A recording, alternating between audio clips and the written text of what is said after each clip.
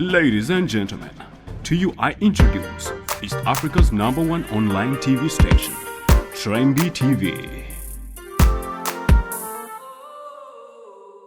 Alright, nyongera okwebaza gwe mulungi yeekuumidde ku Trendy TV East Africa. Era njagala ntwala omukisa guno okubuuzaako osiibye oti olunaku lukugendedde lutya. Nga bulijjo tweyama okuweereza buli mawulire agaba gakagwawo. Twakyeyama era tugenda kuba tugakuwanga mu buli koona, mu buli ango tugenda kuba tugakunoonyezanga tugakuwe. Wabula agakagwawo kati kiraga nti DJ Khalid abadde agambibwa okuba nti yagenda okuhostinga MTV Best African Music Awards ezigenda okutegekebwa wano mu Uganda ennaku z'omwezi 2 omwezi ogwa February 2021. Kigambibwa nti DJ Khalid asazizaamu contract eyo tagenda sobola kuzihostinga era nga ne post gye yabadde yateeka ku social media platforms ze. Eyo post yabadde promotinga events zino era ngebadde encouraging abantu okujja okweyongera okuziraba wano mu Uganda agijjeeyo. So ngenda kuba nkubuulira ensonga lwaki akoze ekintu ekyo, ensonga zirimu ebyobufuzi. So ngenda kuba nzikuleetera zonna naye nga sinazikuleetera nyongera okujjukiza nti kyokola kyamaanyi nnyo okwekuumira ku Trendy TV East Africa. Nyongera okusaba nti nyiga kadaako, subscribinga, likinga, sharinga, yita n'emikwano gy'abalala basobole okutwegattako ku social media platforms zaffe zonna basobole okuba nga bafuna amawulire gonna ge tuba tubatuusaako. Kati no kigambibwa ti DJ Khalid tagenda kusobola kuhostinga MTV Best African Music Awards oba ziyite Mama Awards ezigenda okubeerawo nga 2 February 2021 wano mu Kampala ya Uganda. Nyongera okujjukizaako nti MTV African Music Awards oba ziyite Mama Awards za establishingibwa mu 2008 by MTV Networks Africa eyitibwa kati Viacom International Media Networks Africa. Era nga zino zategekebwa okusobola okucelebratinga nga music ali popular mu Africa. Mu 2008 ne 2010 events zino zaaliwo mu Nigeria, zasooka kubeera mu Abuja then ne bazitwala mu Lagos.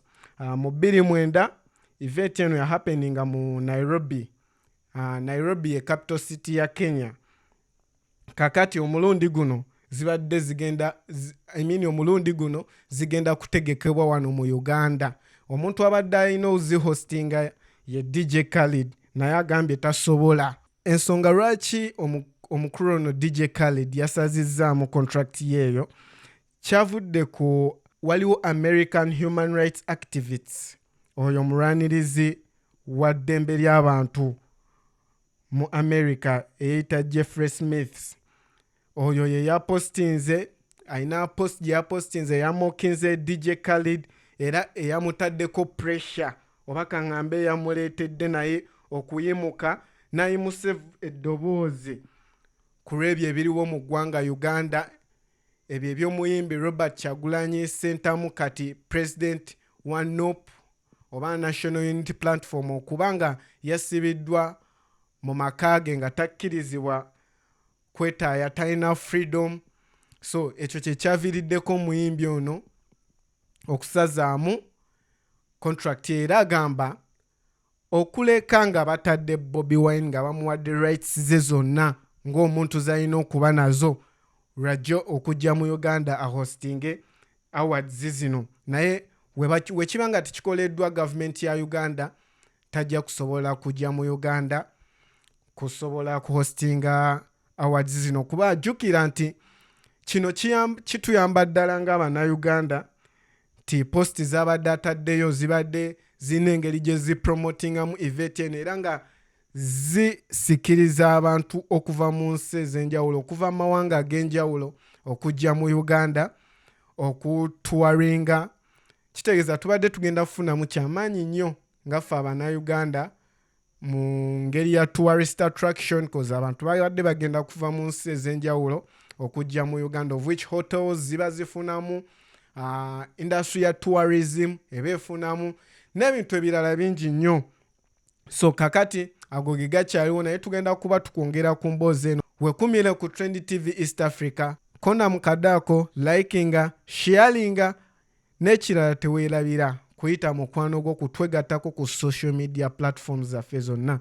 It's Trend TV East Africa, we tuli obbaweereza. Trendy TV. Yeah.